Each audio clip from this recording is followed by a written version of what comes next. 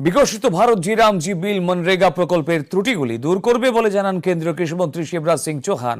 আজ ভোপালে এক সাংবাদিক সম্মেলনে তিনি বলেন, এই প্রকল্পে বেকার ভাতার জন্য একটি স্পষ্ট বিধান রয়েছে। সেই সঙ্গে এই আইনের অধীনে প্রয়োজনীয় আর্থিক ব্যবস্থা নিশ্চিত করা হয়েছে বলেও জানিয়েছেন তিনি। বিরোধীদের এই প্রকল্পের নাম পরিবর্তনের অভিযোগের বিষয়ে মন্ত্রী বলেন, অতীতেও যখন বিরোধী দলগুলি ক্ষমতায় ছিল তখন কর্মসংস্থান সম্পর্কিত প্রকল্পগুলির নাম বেশ কয়েকবার পরিবর্তন করা হয়েছিল। ये संकल्प है प्रधानमंत्री जी का, देश का ही संकल्प है ये,